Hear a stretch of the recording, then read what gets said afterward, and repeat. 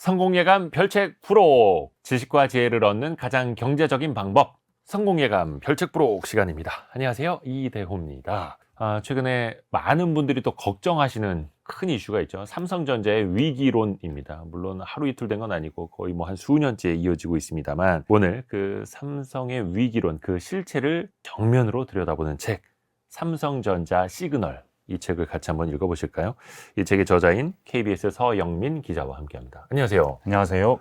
저는 놀랐습니다. 굉장히 네. 이렇게 흥미진진한 책을 기자가 쓸 수 있다는 거에 놀랐습니다. 감사합니다. 왜 크리스 밀러의 네. 글로벌 베스트셀러인 칩워라는 책 있잖아요. 네. 그게 마치 무협지처럼 사람들에게 재밌게 읽힌다고 해서 되게 화제가 됐던 건데, 맞습니다. 거의 제가 봤을 때는 칩워의 한국판 아닐까. 예. 제가 정확하게 그런 책이 되기를 소망을 했는데 예. 그렇게 읽어주셔서 그게 약간 감사하고요. 문체에서 느껴졌어요. 네. 그래서 저도 굉장히 재밌게 읽었습니다. 네. 감사합니다. 삼성전자 시그널입니다. 제목이. 네. 이건 어떤 의미를 담으신 거예요? 위험 신호가 지금 와 있다는 얘기죠. 그리고 그 위험 신호가 사실은 어떤 한 측면에서 위험 신호가 있으면 모르겠는데, 네. 그러면 그 기업 전체를 걱정할 필요는 없잖아요. 근데 제가 느끼기에는, 그리고 책에 써놓은 이야기는, 다양한 삼성전자를 이루어낸 큰 구덩이들이 있는데, 사업 부분들이 있는데, 그 모든 사업 부분에서 정말 주요 사업 부분 가운데 빼놓지 않고 모든 부분에서 위기 신호가 있다. 전 분야에서. 네, 이거는 굉장한 지금 상황에 놓여 있는 거 아니냐 하는 생각이 우선 들었고요. 그리고 저는 사실 기자 생활하면서 업계라고 부르는 곳에 출입을 해본 적이 없습니다. 업계 팀장을 잠깐 한 적은 있는데 아주 잠깐이었고, 최근이었고요. 사실 삼성에 관심을 가지게 된 거는 어찌 보면 저하고는 좀 무관한 것에 관심을 가지게 된 것과도 가깝습니다. 근데 경제 분야 출입을 계속 오래 했지만 주로 거시경제, 큰 부분, 금리, 주가 이런 부분 다뤘는데, 사실은 삼성이라는 기업은 왜 내가 이 기업하고 이렇게 가까워졌을까라고 생각을 저 스스로도 한 번씩 해보면, 삼성전자가 한국이기 때문이에요. 사실 매크로 경제를 보면 수출이 우리나라는 가장 중요한 나라고, 그렇죠. 수출 차원에서 보면 반도체를 빼놓고 이야기할 수 없고, 반도체는 곧 삼성전자와 거의 마찬가지였습니다. 삼성전자가 우리나라 GDP 한 10% 이상을 여전히 지금도 담당하고 있고, 생산한 것의 한 90%를 수출하는 기업이기도 하고요. 그렇게 보면 거의 삼성전자라는 기업이 가지는 상징성은 한국의 상징성과도 마찬가지입니다. 사실 책에도 인용을 해서 써놓긴 했는데, 운명적 산업, 운명적 기업일 수도 있어요. 여기 임형규 사장, 전 삼성전자 사장이시고 SK 부회장까지 역임을 하셨는데, 근데 이분이 운명적 사업이라고 얘기를 하는데, 그게 아마 지금 청취자분들께 소개해 드릴 때 처음 시작하는 얘기로 좀 좋을 것 같다는 생각이 전 좀 들었습니다. 운명적 산업이었다. 네. 이 책에도 이야기 나옵니다만, 그 시대를 잘 탔던 것도 있겠고, 뒷부분에 그건 또 이야기를 해볼게요. 우선은 서영민 기자가 보기에 삼성전자의 어떤 위기, 신호등으로 따지면 노란불입니까? 빨간불입니까? 빨간불, 명확한 빨간불. 네, 노란불 상태에 지난 지는 한참 된. 그 노란불 신호는 예전에 나왔지만 어떻게 보면 삼성의 경영진이 무시하고 지나가다가 이제 빨간불에 신호 위반 걸린 거네요. 그렇습니다. 노란불일 때 사과가 한번 나오긴 했습니다. 그리고 사과라고 했을 때는 부문장 정도의, 삼성의 거의 큰 양대 부분이 있다면 DS, DX라고 표현할 수 있는데, 한쪽 부분은 완제품, 스마트폰이나 가전, 그리고 DX라고 하는 부분은 우리가 아는 삼성 반도체 부분입니다.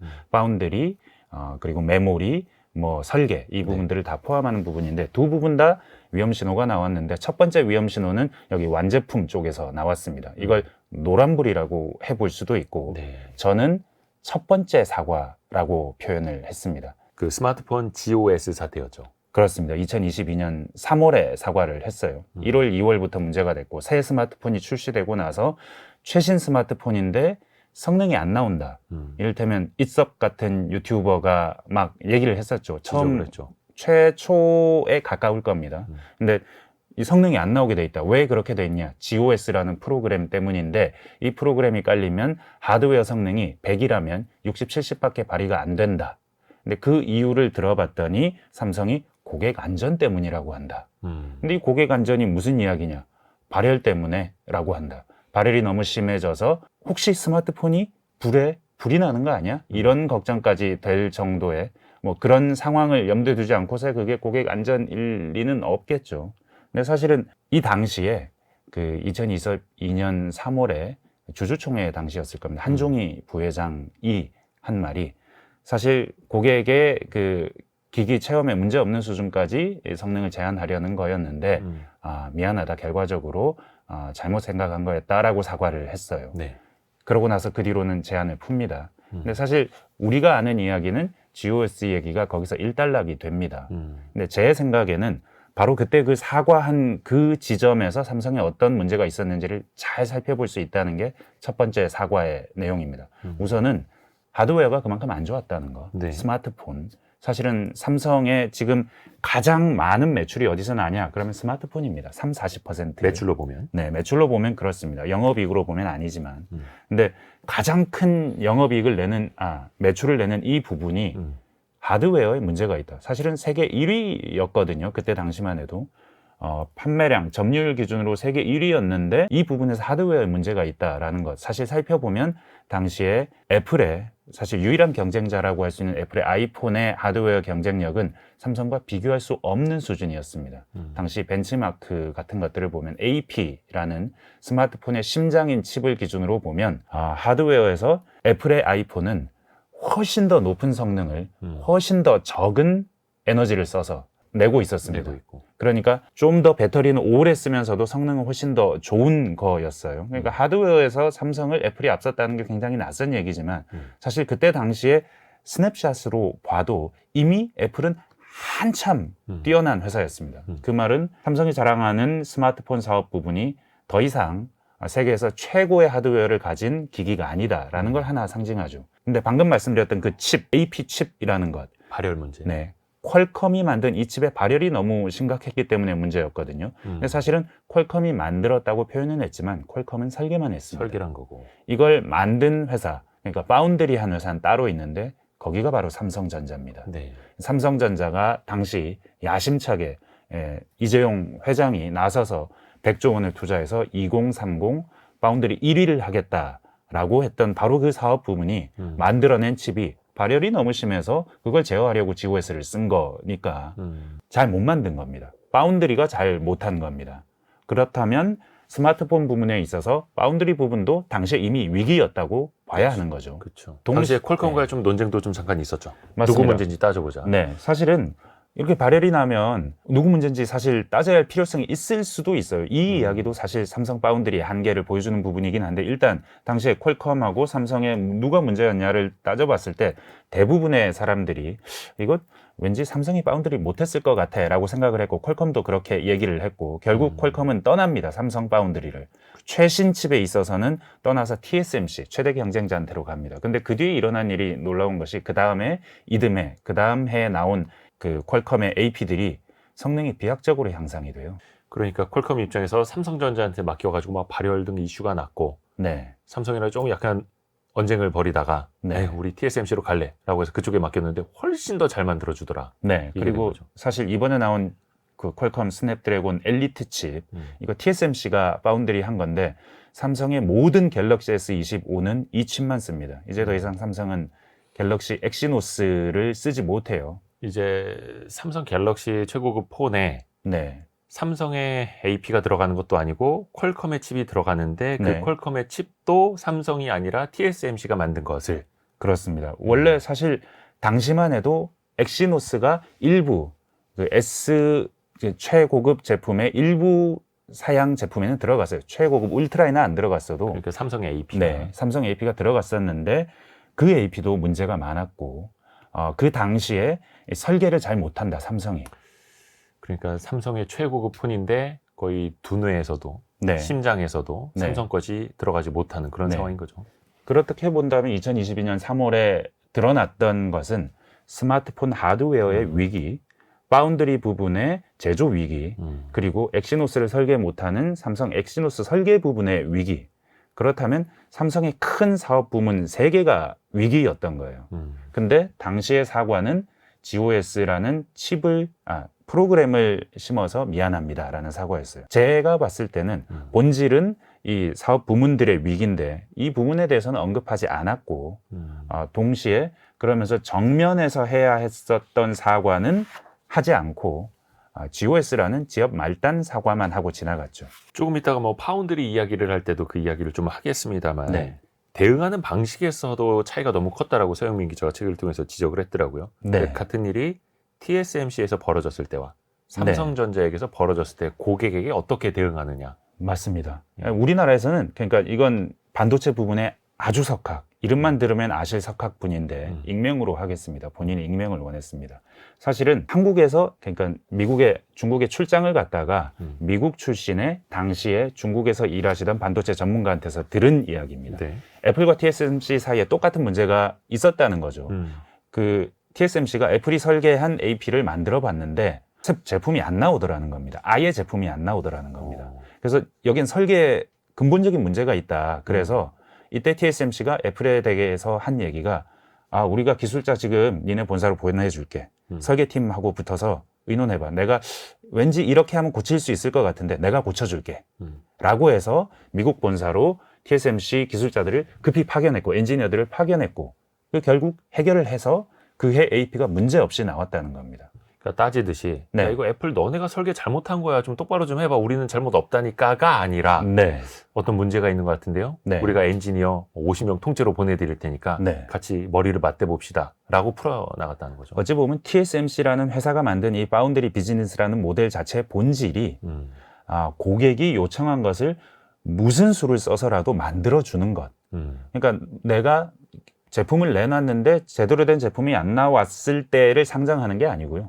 불량품이 애초에 나오지 않게 여튼 내가 책임지고 제조는 확실히 해주는 것. 너네는 설계만 해, 혁신만 해. 그러면 내가 그걸 현실화 시켜줄게 라는 확고한 어떤 신념에 바탕한 어떤 기업 문화가 TSMC에는 있었는데 사실 퀄컴과 삼성 사이에 만들어진 그 제품, 발열이 심한 제품이 결국 나왔고 네. 수율도 떨어지는 제품이 나왔어요. 근데 문제는 뭐냐면 TSMC라면 발열이 심한 제품, 수율이 떨어진 제품이 시장에 나오게 하지 않았을 거라는 겁니다. 사실 그건 바운드리 업을 대하는 자세인데 여튼 이때 노란불이 켜졌죠.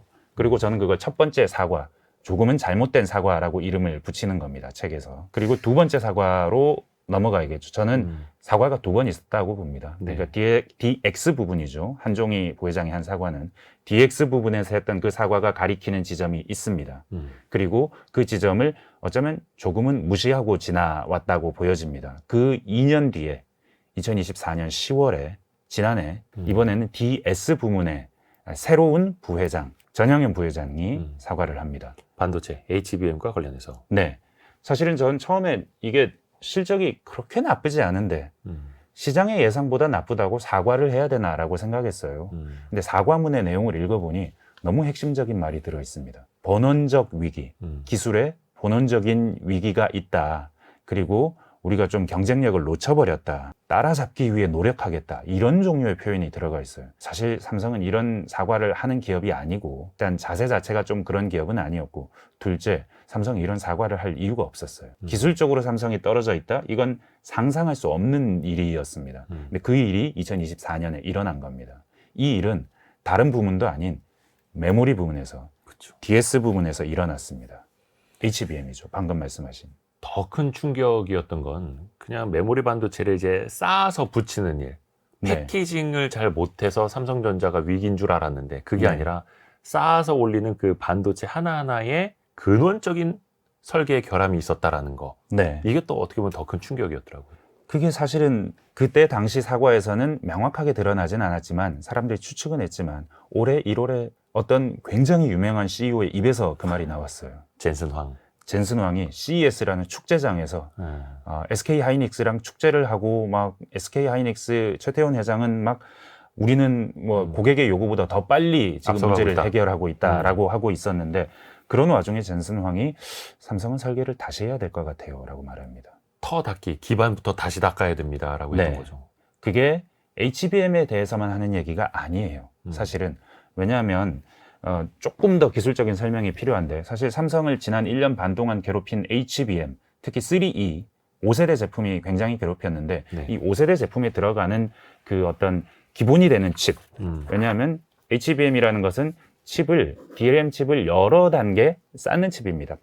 8개 쌓으면은 8단, 12개는 12단, 16개면 16단이죠. 그렇죠. 근데 이 쌓는다는 것은 하나하나의 벽돌에 해당하는 칩이 있다는 얘기고, 이 하나하나의 벽돌에 해당하는 것이 D램입니다. 근데 이 D램이 삼성이 3E에 탑재하려고 했던 D램은 이 업계 용어지만 1A 칩입니다. 네. 1A 4단계.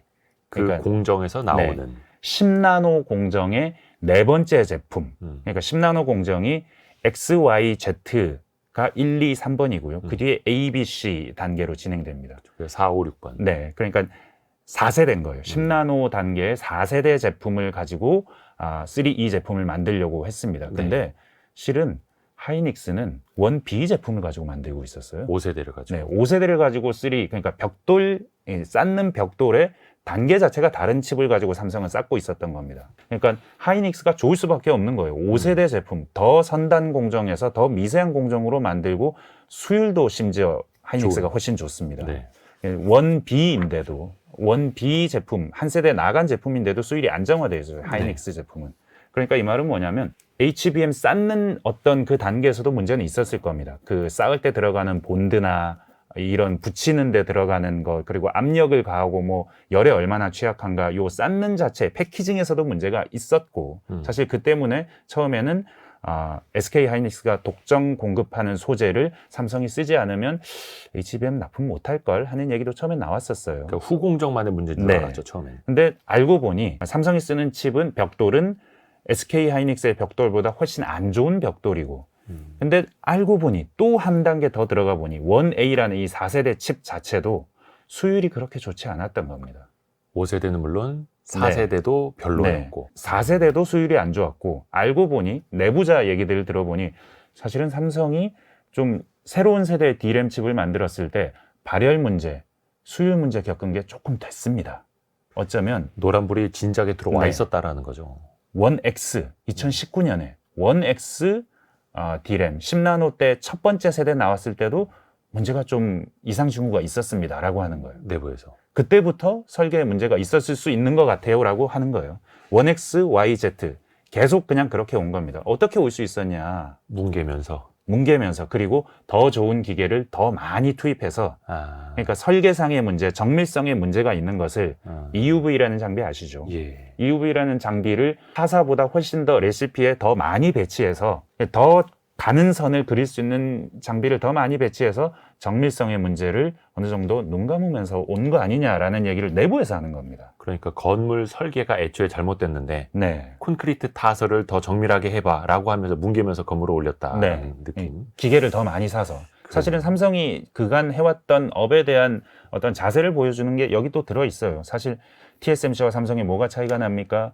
인재를 제대로 대우하지 않습니다. 이런 얘기를 내부에서 끊임없이 해요. 그러니 우리가 일할 맛이 납니까? 라는 얘기를 하는데, 근데 삼성이 D램을 만들 때 필요한 것이 무엇이냐라고 물었을 때 아마도 내부에서는 좋은 장비 많이 사서 많이 배치해서 외국에서 많이 사오면 결국 그게 그 경쟁력이지 엔지니어 경쟁력이 그렇게 필요한 건 아니에요라는 생각을 할 수도 있었던 것 같아요. 근데 이게 참 충격적이었던 건 그거 같습니다. 그냥 차세대 제품을 우리가 먼저 준비하지 못했다가 아니라 아주 그 근간이 되는 핵심 제품부터 내부적으로 문제가 있었는데 그걸 계속해서 뭉개면서 왔다라는 게 더 충격적이었던 것 같고, 이쯤에서 한번 좀 돌아보고 싶은 게 그거예요. 예전에 95년이었을 거예요. 애니콜이었죠. 당시 휴대전화에 어떤 불량 문제가 있을 때 이건희 회장이 시켜서 싹 다 화형식이라는 거 했지 않습니까? 막 공장 임직원들 불러놔놓고 운동장 한 바닥에다가 그 비싼 휴대전화 막 쌓아놓고 다 불질러버리고 15만 대라는 얘기도 있습니다. 그러니까 그게 삼성의 임직원은 물론이고 소비자에게도 그 메시지를 전달을 했던 건데, 만약에 고 이건희 회장이 살아있었다면 D램 화형식이라도 하지 않았을까요? 이게 사실은 아주 근본적으로 나중에 혹시 아니면 지금 얘기해도 좋지만 왜 아버지는 했는데 아들은 하지 못했는가 라는 질문으로 간다면, 왜냐하면 사실은 이병철 회장이 처음 반도체에 뛰어들 때도 재벌집 막내 아들 보셨죠? 재벌집 막내 아들에도 반도체 얘기가 나옵니다. 진도준에게 순양의 회장이 내 눈에는 반도체가 될 것이 보이는데 왜 이게 내 눈에만 보이나? 다른 사람들은 안 보이나? 라고 말할 때 진도준 주인공이 말하죠. 곧 그런 시대가 옵니다. 고래 싸움에 터지지 않으려면 새우가 더 커지면 됩니다. 뭐 이런 얘기를 합니다. 사실 이병철 회장에게도 실제로 이 문제는 굉장한 고민이었습니다. 사실은 이병철 회장이 삼성 반도체가 반석에 올라서기 전에 돌아가십니다.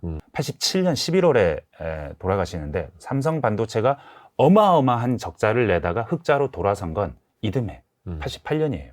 좋은 시절을 못 본 겁니다. 이병철 회장이 돌아가시고 나서부터 흑자를 네. 내기 시작한. 네. 그래서 이병철 회장이 돌아가실 때 사실은 삼성 라이징이라는 그 외국인 기자인데 한국을 제2의 고향으로 생각하는 외국인 기자가 쓴 책이 있습니다.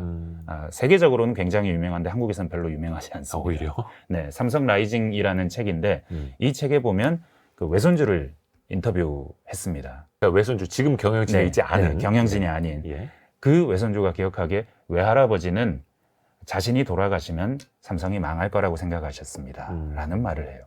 그 정도로 경영자조차도 불확실한 투자를 했었습니다. 그렇죠. 불확실한 투자라는 점에서는 똑같아요. 네. 그리고 뭐 이건희 회장도 끝없이 불확실한 투자를 계속 해왔는데 선대 회장들은 성공했던 걸 왜 지금의 회장은 하지 못할까라는 질문을 던져볼 필요는 있습니다. 바로 그 지점에서 무엇이 잘못되었는지, 리더십에 무엇이 잘못되었는지를 고민할 필요는 있죠. 물론 변호해줄 말도 있긴 해요. 그때는 굉장히 작은 회사였고 반도체만 하면 됐고 기술적으로 어렵지 않았고 추격자였고. 네, 지금은 매우 어렵고 선두주자기도 하고 아무리 많은 돈을 부어도 이 선단 공정에 닿지 못하는 것이 삼성만의 문제도 아니고 다들 겪는 문제다라고 할 수도 있지만 그럼에도 불구하고 리더십 차원에서 분명한 차이는 있었다는 거. 그 지점을 곱씹어 봐야 되고 이 지점을 제대로 곱씹어 보지 않으면 삼성이 더 나아갈 수 없을 거라는 거. 제가 방금 말씀드린 첫 번째 사과는 2022년, 두 번째 사과는 2024년인데 사실 이 두 사과를 합치면요. 어떤 사업 부분들이 연루되어 있는지 한번 보시죠. 일단 두 번째 사과, 지난해 사과는 메모리, HBM뿐만이 아니고 메모리 자체의 경쟁력에 문제가 있다는 거. 예. 그리고 첫 번째 사과는 파운드리, 스마트폰, 설계. 근데 한번 생각해 보시죠. 삼성전자라는 기업에서 메모리 빼고 파운드리 빼고 스마트폰 빼고 설계 빼면 뭐가 남나요? 가전. 거의 뭐 네. 총체적인 난국이라는 네, 거죠. 가전에 하만 정도 남습니다. 네. 근데 그것만 가지고 삼성이 앞으로 계속 성장해 나갈 수 있는가? 지금 저희 질문은 삼성이 성장할 수 있는가? 이게 결국은 대한민국이 앞으로도 계속 성장할 수 있는가라는 질문이거든요. 그러니까 삼성이 성장할 수 있는가? 지금 상태를 유지하는가가 아니고요. 성장할 수 있는가라고 물어보면 이 네 부분을 다 빼고 나서는 그 얘기는 도저히 할 수가 없다. 그렇기 때문에 삼성은 근본적인 위기에 있다 지금. 시스템 반도체에서 고성장을 이뤄내겠다. 예를 들어서 비전 2030, 네. 이재용 회장이 외쳤던 것, 그 방식에 대해서도 서영민 기자가 좀 지적을 했더라고요. 네, 사실은 시스템 반도체에서도 구체적으로 설계를 하겠다는 얘기는 아니었습니다. 우리가 잘하는 건 제조니까. 사실 대한민국의 입장을 가장 잘 대변해 주는 게 그 대목이기도 합니다. 대한민국은 제조로 지금 여기까지 온 겁니다. 소프트웨어로 두뇌 사업으로 왔다고 말하기는 좀 곤란해요. 처음에 가발 같은 거 만들다가 합판 같은 거 만들다가 그러다가 식품 같은 것들, 설탕 같은 것들도 만들고 처음에 사카린을 수입했으니까 설탕을 못 만들었다는 얘기입니다. 그러니까 그런 걸 만들다가 중화공업으로 가고 중화공업을 하다가 제일 부가가치가 높은 게 저 반도체 같은데 저게 미래 산업의 쌀인 것 같은데 하고 여기에 투자했고 그렇게 해서 우리가 만들 수 있게 된 겁니다. 네. 근데 지금에 와서 보니까는 반도체, D램은 확실히 우리가 갖고 있는데 근데 D램 말고 다른 반도체 제조업이 열렸어. 예전에는 저게 제조업이 아니고 인텔 같은 회사들이, IBM 같은 회사들이 하던 설계 산업이었고 설계이고 시스템업이고 너무 고도화돼서 우리가 흉내내지 못하던 것이었는데 이젠 설계는 다른 회사가 하고 그 시스템 반도체도 제조만 따로 하는 부분이 생겼어. 그게 파운드리라고 불러. 근데 저걸 보니까 저게 더 많이 남네. 이를테면 더 많이 남는다는 얘기는 진대재 전 삼성전자 사장, 정보통신부 장관이 한 얘기를 들으면 직관적으로 좀 이해하기가 쉬운데 네. 사실 진 장관이 삼성이 처음에 왜 파운드리 안 했어요? 라고 물어보니 웨이퍼 단위로 얘기를 합니다. 네. 이 산업에 있는 분들은 그렇게 얘기하더라고요. 300mm 웨이퍼 한 장으로 메모리를 만들면 3,4천 달러 받아요. 장당. 근데 시스템 반도체를 하면 인텔처럼 CPU를 만들면 4, 5천 달러 받아요. 삼성도 시스템이 하고 싶지만 못하니까 메모리 하는 겁니다. 근데 TSMC도 이 메모리가 하고 싶어요. 근데 메모리는 삼성이 너무 강해요. 그럼 어떻게 해야 되죠? TSMC는 파운드리라는 사실은 하청 산업이었습니다. 이걸 하는데 요거는 300mm 웨이퍼 한 장당 $2,000 정도 받아요. 삼성이 이게 하고 싶을까요? 메모리를 만들면 3, 4천 달러를 버는데 파운드리를 만들면 $2,000밖에 못 벌면 안 하고 싶죠. 또 하청처럼 취급되고. 네. 그래서 안 한 겁니다. 근데 지금은 이게 $2,000가 아니고 4, 5천 달러. 그쵸. 거의 CPU 만드는 건 거의 여기서 하니까요. 4, 5천 달러를 받는다. 근데 사실은 2나노 공정 이제 새로 나온다는 그 공정은 장당 $2만, $3만 받을 수 있다. 엔비디아마저도 TSMC가 마진을 너무 많이 떼어간다라고 푸념할 정도죠. 네. 그러니까 이게 황금알을 낳는 사업이 됐으니 삼성은 하고 싶은 겁니다. 이제야. 예. 근데 이 문제가 뭐냐면 TSMC가 이 사업이 어떻게 황금알이 낳는, 사실은 이 비즈니스 모델은 없었습니다. 이 비즈니스 모델이 어떻게 생겼느냐. TSMC는 망해가던 기업들을 살려가면서 이 비즈니스 모델을 만든 거예요. 본인이 만든지도 모르는 사이에 만들어버린 겁니다. 이를테면 엔비디아라는 기업은 망해가던 기업이었습니다. 초반에. 예, 책에도 설명돼 있지만 창업 3년 차인 1996년에 이 회사가 거의 망할 뻔해요. 일본 세가라는 게임 회사에 이 그래픽 칩을 납품해야 되는데 이게 납품이 안 돼요. 왜냐하면 당시 95년에 윈도우가 나왔는데 이 NB2라는 이 제품은 95 기반으로 만들지 않았기 때문에 95 기반에서 돌아가질 않아요. 호환이 안 되고, 큰일 난 거죠. 네, 다른 그래픽 칩들에 비해서 열등하고, 그래서 거의 망할 뻔해요. 납품을 못 하니까 망해야 되는데 이때 사정사정해서 세가한테 납품 대금이 아니고 투자금을 받아서 이듬해 제품을 내놓고, 일본의 게임 회사에게. 네. 근데 이 이듬해 내놓은 이 제품부터 잘 된 겁니다. 근데 이 제품을 망해가던 회사가 공장에 있었겠습니까? 공장이 없었습니다. 그렇죠. 제조할 수 없으니까. 네, 위탁하는데 그걸 엔비디아가 해준 겁니다. TSMC가. TSMC가 해준 겁니다. 네. 그러니까 TSMC의 모리스 창은 이 엔비디아의 젠슨 황에게 은인이에요. 처음에 젠슨 황이 그 모리스 창이 그래서 처음에 편지를 써서 도와달라고 했다라는 거잖아요. 네네, 맞습니다. 근데 또 사실은 같은 이제 대만인이다 네, 보니까. 뭐 도와줬었고. 약간 뭐 지연 뭐 이런 것이 얽혀 있기는 하겠지만 여튼 TSMC가 도와줘서 엔비디아는 그때부터 성장할 수 있었고, 이 성장 자체가 어느 정도 성장이었냐면 그 사실 엔비디아 젠슨 황과 TSMC 모리스 창이 미국의 반도체 박물관이라는 역사 박물관이라는 곳에서 대화를 한 게 있어요. 그 기록이 그 박물관에 남아 있어요. 그걸 한번 읽어봤더니 당신 때문에 2007년 정도의 한 대화입니다. 한 10년 지났죠. 97년으로부터. 당신 덕분에 내가 매년 70% 성장했어요. 그럽니다. 나 망할 뻔하던 회사가 그 다음 10년 동안 평균적으로 CAGR이 70%인 겁니다. 그러면은 지금 이미 10배, 20배 되는 회사가 돼 있는 거예요. 이 모든 게 당신 때문입니다. 얘기하는 거예요. 덕분입니다. 네, 덕분입니다. 왜 그러냐? 나는 공장이 없었는데 당신이 만들어줘서 내가 생산할 수 있었고 나는 품질 걱정 하나도 안 해도 됐어요가 첫 번째입니다. 품질 걱정 없이 TSMC는 무조건 만들어주니까, 우리가 넘긴 설계도보다 더 좋은 제품을 만들어주니까가 하나입니다.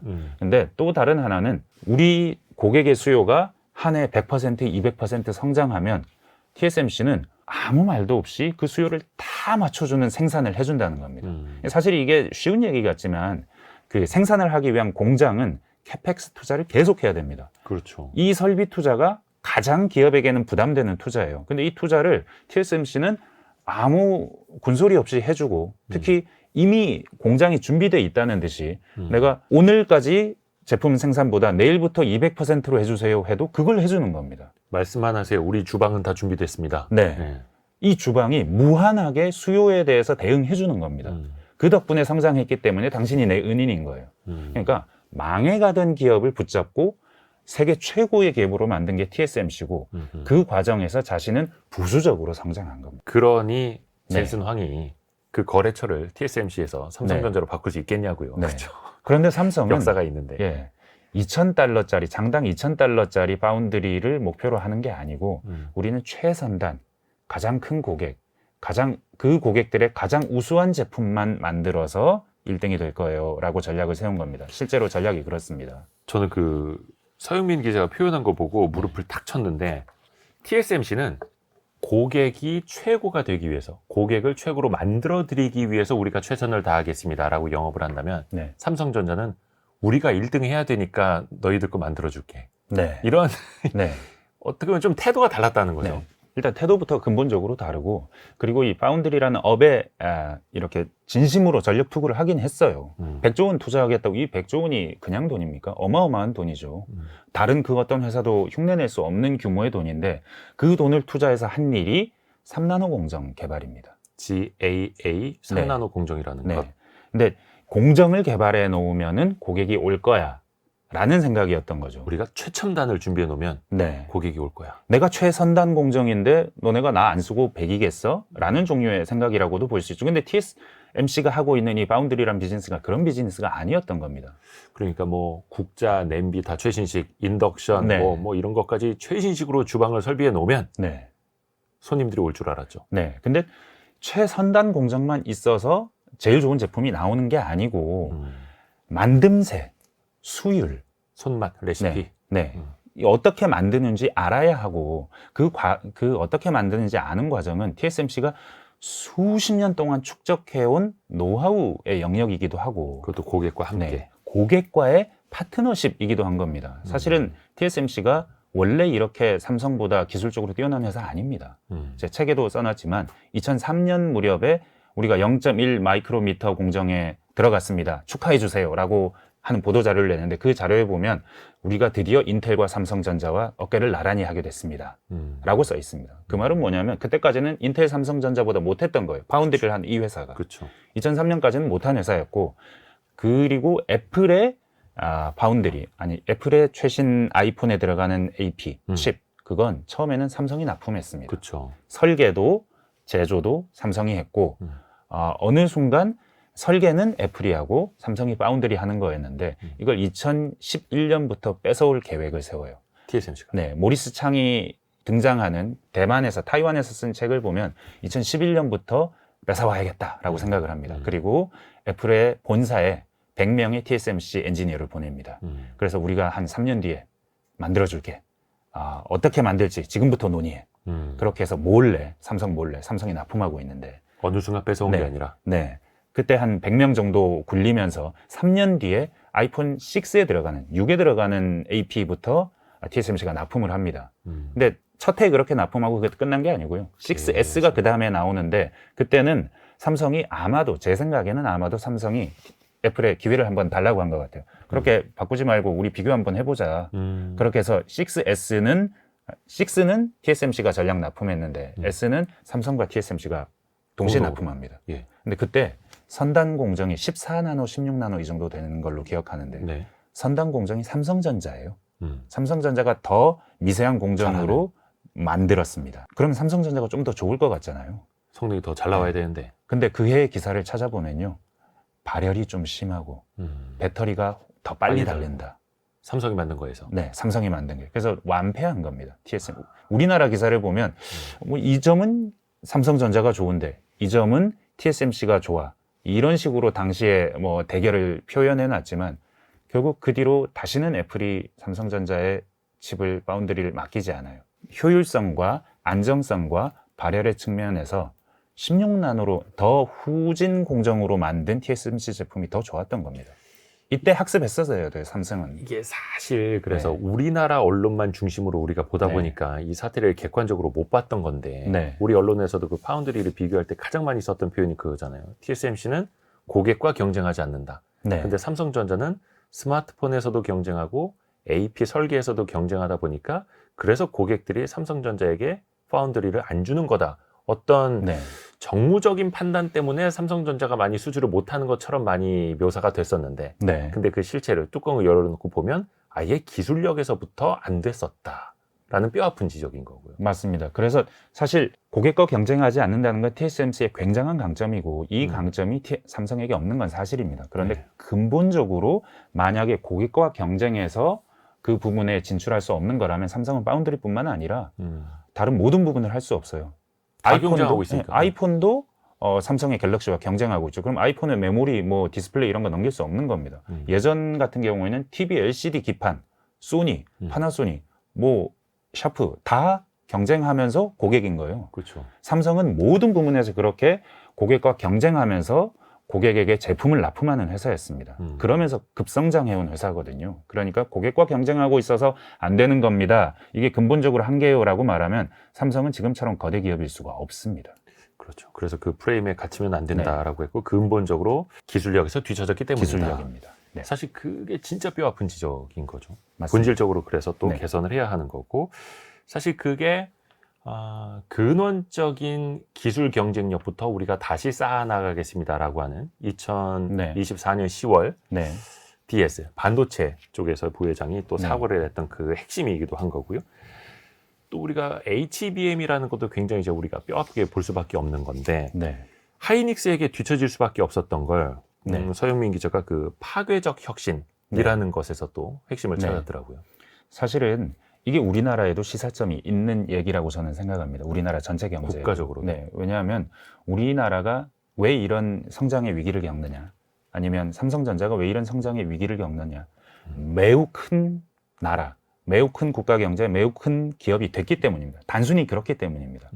아주 큰 기업이고 영위하는 사업 부분이 아주 많고 굉장히 위대한 기업이 됐기 때문에 파괴적 혁신에 취약해지는 겁니다. 왜냐하면 큰 기업들은 걱정할 게 많아요. 일단 주주 걱정해야 됩니다. 매년 주주총회 나가서 우리가 영업이익이 얼마였고 작년보다 올해 얼마나 성장했고 이걸 보고를 해야 되는데 성장하지 않고 영업이익이 줄어들면 안 돼요. 그러니까 그걸 생각할 수밖에 없는 상황이 된 겁니다. 매우 큰 회사이기 때문에. 일단은 그렇기 때문이고 다른 하나는 이 경우에 이 회사는 성장을 하기 위해서 아니면 영업이익을 창출해내기 위해서 어떻게 행동해야 하느냐. 이때 기술회사가 하지 말아야 할 행동이 있다고 많이들 얘기하죠. 하지 말아야 할 행동. 네. 주판알을 튀기면 안 된다. 이걸 그 밥 러츠라는 GM의 부회장을 역임한 사람은 빈 카운터스라고 표현합니다. 재무쟁이라고 표현하면 될 것 같아요. 재무쟁이가 회사를 장악하면 안 된다. 어떻게 보면 이제 네. 콩 개수를 세고 있는 사람들, 네, 그렇죠. 회계 전문가들. 네, 어카운턴트들을 그렇게 말한다고 표현해 놓는데, 근데 이렇게 세게 되면 뭔가 새로운 분야로 진출하기가 어려워집니다. 왜냐하면 생각해 보시죠. 삼성이 200조, 300조짜리 회사인데 HBM이라는 시장이 처음에 뭐 1조가 됐겠습니까? 그러면 삼성의 한 0.3, 0.4%, 0점대 매출밖에 기여하지 못하는 겁니다. 여기서 이익이 얼마가 난들 그게 삼성이라는 기업 전체에 큰 어떤 영향을 주겠습니까? 그렇게 되면 처음부터 HBM 같은 걸 소홀하게 볼 수밖에 없습니다. HBM? 그게 뭔데? 거의 뭐 게임 하는 사람들이나 사서 쓰는 거 아니야? 지금 엔비디아가 하겠다는 거 그럼 어디 뭐 게임용 PC에만 들어가는 거 아니야? 우리 뭐 DRAM 잘하고 있는데 또 이렇게 무시할 수 있어요. 당시 엔비디아는 정말 게임 회사였죠. 그렇죠. 예, 그러니까 작은 회사인데 내가 지금 고객인 인텔이나 아니면 애플 같은 고객은 이만한 DRAM을 사가는데 그 사람들은 HBM 필요 없다는데. 왜냐하면 스마트폰은 부피가 크면 안 돼요. 그쵸. 이렇게 쌓아놓으면 그거 못 써요. 스마트폰 못 쓰고 서버는 싸야 돼요. HBM 비싸요. 못 쓰는 거죠. 내 고객은 원하지 않고 그리고 고객의 말을 아무리 들어봐도 HBM이 앞으로 필요할 것 같지 않은데 저 작은 회사를 위해서 내가 처음부터 그렇게 생각할 수밖에 없게 된다는 거죠. 이건 합리적인 겁니다. 고객을 위해서 열심히 생각하다 보면 큰 기업은 그런 결정을 내릴 수밖에 없어요. 지금의 고객이 너무 중요하고 덩치도 크기 때문에. 그러니까 당시의 삼성전자로서는 합리적인 선택이었다는 거네요. 그렇습니다. 그런데 이 파괴적 혁신이라는 것이 작은 회사에게는 다르게 작용합니다. 그렇죠. 이를테면 하이닉스는 작은 회사가 아닙니다만 삼성에 비하면 작은 회사예요. 2등이었으니까. 왜냐하면 당시에는 매출이 20조 안팎이에요. 10몇 조였어요. 네. 10몇 조인 회사한테 방금 말씀드렸던 HBM이 1조라고 한번 생각해 보죠. 매출이 5%입니다. 이거 해볼 만한 사업이에요. 네.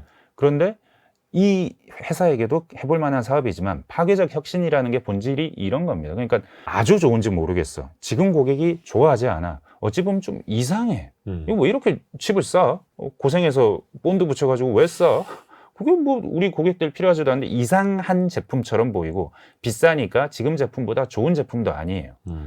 그런 제품을 우리가 굳이 만들어야 되나라고 대기업은 생각할 수밖에 없게 되고 그 틈새를 처음에는 틈새 상품처럼 들어오지만 네. 만약에 여기에 AI 열풍 챗 GPT가 나왔는데 이 챗 GPT가 GPU가 없으면 빠른 학습을 하지 못하고 그 GPU의 필수적인 제품이 HBM이라면 이런 상황이 펼쳐진다면 미래는 알 수 없는 거지 않습니까? 이런 상황이 올 줄 몰랐죠.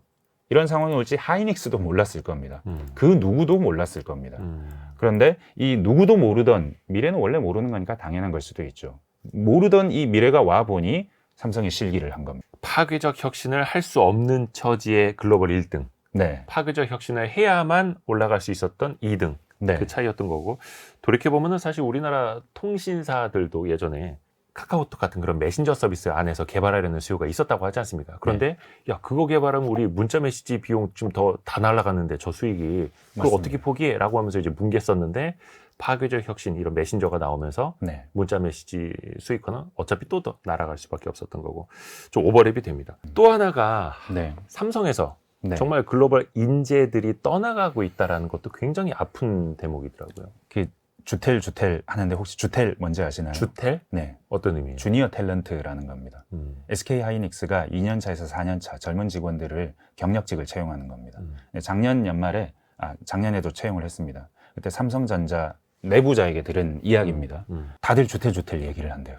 주텔 지원했어? 너는 주텔 지원했어? 삼성전자 연구원들이 네. 하이닉스로 이직하기 위해서 네. 야, 공고 떴어. 야, 이거 주텔이야, 써보자. 주텔. 근데 그 얘기를 휴게실에서 그냥 자기들끼리 공공연히 하고 선배들은 바라볼 수밖에 없고 그리고 업무 시간에 컴퓨터로 주텔 지원서를 쓰고 있대요. 하이닉스 가려고. 네. 모니터에 보인대요. 부장님 안녕히 계세요. 뭐 이런 느낌으로. 네. 그러고 있을 만큼 뭔가 삼성전자에서 인재를 대하는, 사실은 이게 성과급의 문제일 수도 있습니다. 작년에 뭐 거의 연봉만큼 혹은 이상의 성과급을 SK 하이닉스가 줬었으니까요. 네. 성과급을 90% 이상 준대 연봉에. 이런 얘기일 수도 있지만, 그래서 그 얘기를 온전히 다 뭐 기술력이고 삼성이 인재를 대하는 태도다라고 볼 수는 없지만 요 얘기에 겹쳐서 다른 얘기를 한번 보면 네. 삼성이 팹의 무인화를 추진하고 있습니다. 공장 무인화. 네, 전동화, 무인화. 예. 근데 이걸 뭐 주요 임원이 네. 매달 진도율을 체크하고 그랬다고 해요. 근데 이 이야기의 뜻은 뭐냐면 팹에는 엔지니어가 없을수록 좋아라는 뜻입니다. 아예 발상 자체가. 네, 그러니까 왜냐하면 우리는 좋은 기계를 사서 이렇게 배치해놓고 자동으로 돌아가게 만들면 그 상황이 이상적인 거야. 이상적이긴 한데 이걸 직원들이 받아들이기는 어렵겠네요. 거기 이상적인지는 TSMC가 어떻게 하는지 보면 압니다. 일단 TSMC는 그런 식으로 접근하지 않은, 무인화를 목표로 하지 않습니다. 네. 엔지니어들이 24시간, 뭐 사실 TSMC가 뼈를 갈아 넣는다고 표현하는데 24시간 돌아가면서 계속해서 그 공정 안에서 어떤 일이 일어나는지를 챙깁니다. 근데 챙기고 그 엔지니어에 대한 대우가 매우 좋죠. 타이완 안에서도. 근데 이 한 엔지니어가 2대의 장비를 관리한다. 이런 식으로 얘기를 하면 2대 세대, 소수의 장비를. 삼성이 몇 대 관리할 것 같으세요? 책 보니까 뭐 수십 대 관리하더라고요. 20, 30대, 50대 관리한답니다. 왜 그러냐? 삼성은 외주를 많이 줍니다. 그러니까 삼성사 삼성에서 직원들한테 맡긴다. 이건 박준영 박사 얘기이기도 한데 말씀하시는 걸 보면 삼성의 엔지니어는 콜맨이에요. 문제가 생기면 외주업체 전화하는. 들어오세요. 네, 들어오세요. 그래서 들어오실 분들 출입 체크하고 출입 체크하면서 그런 제반 업무들을 수행하는, 행정하는 사람이에요. 그러니까 한 20, 30대, 50대를 관리해도 되는 거예요. 실제 이 제품을 관리하는 건 외주사니까. 외주사에서 전화를 하면 와서 관리란, 이게 싸다는 겁니다. 이게 싼데 그렇게 되면 생기는 문제가 뭐냐면 삼성의 내부 직원은 이 기기를 다루는 법, 아니면 기기와 기기가 연결되어 넘어가는 프로세스에 대해서 감각을 잃게 됩니다. 이해도가 떨어질 수밖에 없고. 네. 그러면 이 상황이 어쩌면 정밀도와 삼성이 왜 수율이 낮은가, 삼성의 디램은 왜 발열이 심한가, 삼성의 스마트폰은 왜 발열이 심한가, 이 부분에 견주어 이해해 볼 수 있는 측면이 전문가가 아니더라도 있는 것 같아요. 자꾸 식당에 비유합니다만은 좀 맛이 좀 이상해졌을 때, 손님의 클레임이 왔을 때 네. 바로 사장님이 대처할 수 있는 것과 네. 주방장 어디 갔어? 밖에 담배 피러 나가네. 빨리 불러와. 이런 거는 이제 차이라는 거죠. 그렇죠. 시간도 더 걸릴 뿐 아니라 기기에 대한 장악력도, 그리고 이 제품에 대한 완성도에 대한 책임성도 떨어지게 된다는 거죠. 산무원 하잖아요. 점점점 직원은 엄청 많은데 그 산무원이라는 게 이제 네. 삼성 공무원이라는 좀 그렇죠. 뼈아픈 말. 네. 나의 책임 범위 안에서만 하면 돼. 혹은 뭐 나는 그냥 복지부동 할래. 혹은 나는 40시간만 근무하고 집에 갈래. 월급은 잘 나오니까. 그래서 요즘에 뭐 반도체 특별법 이야기 나오면서 주 52시간 근로제 예외를 둬야 하는 것 아니냐 이런 목소리 나오고 있는데 네. 정작 52시간 근로제 예외를 둔다 하더라도 삼성의 핵심 인재들은 나 그럴 생각이 없는데요. 그럴 생각이 없습니다. 나 그냥 이직하려는데요. 이럴 수 있다라는 거. 네. 실제로 그게 지금까지 말씀드린 과정들을 보면 엔지니어를 대하는 태도, 아니면 인재를 대하는 태도, 혹은 그 인재들이 무언가, 사실 이런 일도 있다고 합니다. 뭐 어떤 기계가 필요해요. 더 중요한 기계, 더 좋은 기계, 이 기계보다 뭐 옵션을 좀 더 달았으면 좋겠어요. 똑같은 기계를 사도. 그러면 하이닉스에서는 최고 좋은 옵션의 그 반도체 설비 장비를 산다는 거예요. 근데 삼성에서 이 장비가 필요해요 라고 물어보면 위에서 상관이 하는 말은 그 ROI 나와? ROI 나와? 그러니까 투자 대비 수익 네. 뽑을 수 있어? 네. 이렇게. 그러니까 이 투자가 돈이 되는 투자야? 증명해. 아니, 그 전에는 그거 없이도 생산했는데 왜 그게 필요하다는 거야? 라는 질문이 돌아온다는 거죠. 그러니까 현장의 목소리가 존중되는 느낌도 점점 줄어들고 있고, 현장의 엔지니어를 줄이려고도 하고 있고. 그래서 네. 삼성그룹의 2인자가 너무 재무통이기 때문에 네. 거기에서 모든 의사결정이 막혀버린다, 이런 지적이 끊임없이 네. 나오고 있는 거죠. 그러면 이 네. 삼성의 위기를 어떻게 탈출할 것인가도 같이 좀 고민을 해봐야죠. 해법을 좀 찾아봐야 되는데 네. 서영민 기자가 또 몇 가지를 좀 지적을 하면서도 제언을 했더라고요. 네. 책을 통해서. 네. 결국에는 이제 리더십, 어떻게 보면 네. 많은 분들이 이제 지적을 하면서도 기대를 했던 게 달라지지 않을까, 달라져야 한다라는 건데 네. 24년 연말 인사를 보면서 네. 속된 말로 좀 좌절하셨다는 분들도 꽤 계시더라고요. 사실은 그 인사가 12월에 나온다고 하지 않았어요. 처음에 10월에 전 부회장의 사과가 있고 난 뒤에 곧바로 나올 거다라고 했는데 내질 못해요. 숙고하느라. 그리고 어떤 큰 수를 두려고 하다가 그럼 대안이 뭐지? 이렇게 뒀다 뺐다를 반복한 것 같아요. 그러다가 2달이나 늦어졌습니다. 거의 정기 인사 비슷하게 인사가 나왔죠. 근데 그 인사 내용도 보면 파운드리 부문장이 좀 그 미국에 있던 분이 오신 거 네. 빼고 특별한 변화가 없었습니다. 그냥 그대로 갔고, 특히 재무 부분에서 인정받는다는 분이 또 승진을 했습니다. 그런 인사에서 얻을 수 있는 게 없죠. 사실은 인재가 중요하다. 가장 중요한 건 리더십이고, 리더십이 바로 서야 되고, 그러기 위해서 그 섰다는 것을 새로운 인사로 보여줘야 된다. 빨리 보여줘야 된다라고 했는데 2달 지나서 보여줬는데 그것도 그런 인사가 아니었다. 그러니까 삼성 같은 경우에는 과감한 인사를 통해서 혁신을 보여주고 잘했으면 잘했다, 못했으면 못했다. 네. 그리고 이제 이건희 회장 때도 확실히 보여줬던 건데 이재용 회장 체제에서는 그게 너무 또 아쉽다라는 지적인 네. 거죠. 일단 그런 얘기도 할 수 있고, 경영 이론에서 좀 얘기를 빌려와서 얘기하자면 짐 콜린스, 위대한 기업은 어디로 가는가? 라는 위대한 기업들이 다 사그라든다는 겁니다. 통계적으로도 보면 미국에서 스톨 포인트라는 제목의 연구가 있는데, 정말 포천 100대 기업에 들었던 기라성 같은 기업들 500개를 살펴보니 87%는 결국 사멸해버립니다. 위대하다가 사멸하는 게 너무 당연한 섭리인 겁니다. 근데 그 과정을 보면 소멸하는 기업들의 한 5개 과정을 이 짐 콜린스라는 유명한 경영학 이론가가 얘기해 주는 거 보면, 첫 번째, 기고만장해지다 1단계. 네. 2단계, 원칙 없이 더 많은 욕심을 내다. 그러니까 돈을 허투루 쓴다는 얘기입니다. 네. 세 번째, 문제를 직시하지 않는다. 이게 뭐 꼭 순서대로 나와야 되는 건 아니지만 한번 생각해 보시죠. 삼성 하면 드는 이미지, 아니면 우리나라 대기업에서 우리가 보는 이미지, 협력업체와 어떻게 하는가. 협력업체 만나면, 우리나라는 말은 협력업체지만 하청업체지 않습니까? 일단 협력업체 만나서 재무제표 내놓으세요. 영업이익 얼마나 돼요? 매출 얼마나 돼요? 직원은 깎으세요. 얼마나 돼요? 자, 그러면 우리가 어느 정도 보장해 줄게요. 이런 식이죠. TSMC 이런 식으로 하지 않거든요. 그렇기 때문에 TSMC에게는 지금 후공정 생태계가 있는 것이고 삼성에게는 없는 것이거든요. 삼성은 혼자서 해왔습니다. 일단 그런 측면에서 살펴볼 지점. 또 원칙 없이 많은 돈을 썼다. 투자를 안 해서 위대한 기업이 망하는 게 아닙니다. 위대한 기업들 다 투자 많이 하고요. R&D 계속 많이 합니다. 그런데 망하는 이유, 제대로 돈을 쓰지 못하기 때문입니다.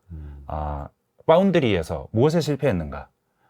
기술만 개발하면 될 줄 알았던, 혹은 내가 먼저 부자가 되기 위한 전략으로 가다 보니 이게 고객과 함께 갈 수 없는 구조가 어느 순간 되어버린 그런 측면. 그리고 문제를 직시하는가? 이건 GOS에서 볼 수 있다고 생각해요.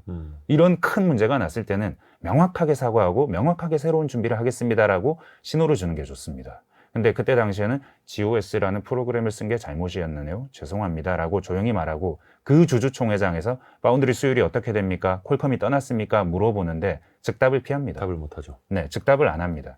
이런 태도도 상당히 기업 구조에 큰 문제를 끼친다. 이런 측면이 있고요. 그러니까 위대한 기업이 쓰러져가는 그런 단계를 이야기해 주셨는데, 짐 네. 콜린스가 한 이야기를 네. 이용해서 그게 삼성전자에게서 보인다라는 게. 씁쓸합니다. 네. 사실은 기술적인 측면에서는 이런 얘기도 할 수 있을 것 같습니다. 여러분들이 구글 맵에서 네. TSMC Fab 15라고 검색 한번 해보시죠. 그러면 타이완에 있는 15 Fab, 그 FAB, 그러니까 타이완 네. TSMC의 공장 건물인 거죠. 네, 공장 건물을 한번, 검색해 보면 네, 검색해 보면 다 보입니다. 근데 위성으로 보면 똑같은 건물이 여러 개가 딱딱딱 붙어 있어요. 붕어빵처럼. 네, 붕어빵처럼, 정말 붕어빵처럼. 왜 그런가? 모리스 창은 처음부터 그게 중요한 겁니다. 미국에서 온 합리적인 사람이고 모든 공장의 설계를 똑같이 해놔야 네. 똑같은 제품을 생산할 때 똑같은 제품이 나오는 거예요. 그리고 배관의 길이까지. 네, 정밀도를 유지할 수 있는 거예요. 그래서 표준화 그리고 정밀성을 향상시키기 위한 노력을 바로 그런 기본에서부터 시작합니다. 근데 사실은 우리가 그 메모리만 해서 그런지 아니면 파운드리의 업력이 부족해서 그런지 삼성 공장들 국내 한 15공장 뭐 이렇게 네. 열 몇 개가 있는데 보시면 다 다르게 생겼어요. 다 새로 지을 때마다 세계 최대.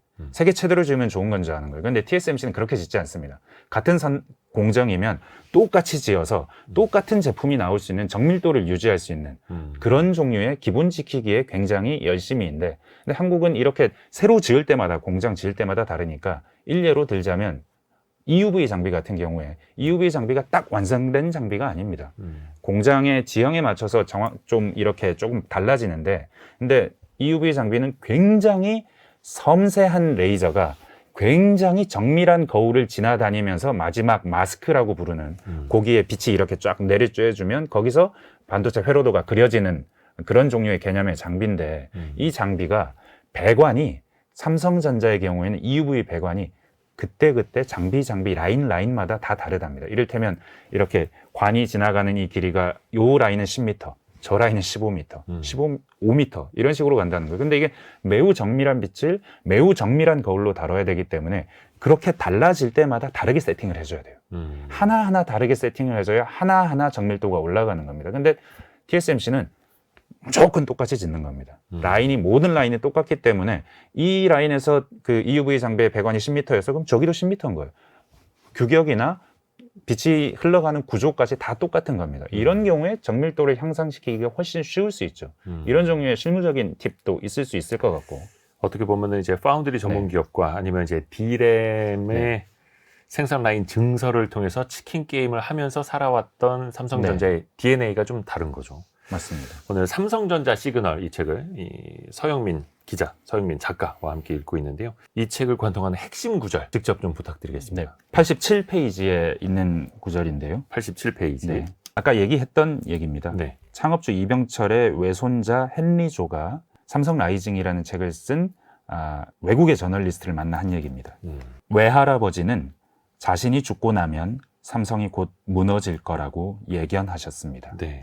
이걸 꼽은 이유는 끝입니까? 끝입니다. 뭐 더 있는 줄 알았는데? 네, 이게 끝입니다. 그걸 꼽으신 이유는 뭐예요? 지금의 삼성전자가 겪고 있는 기술적 위기가 문제라면 그 위기는 내부적인 위기이고 그 위기는 리더십의 위기입니다.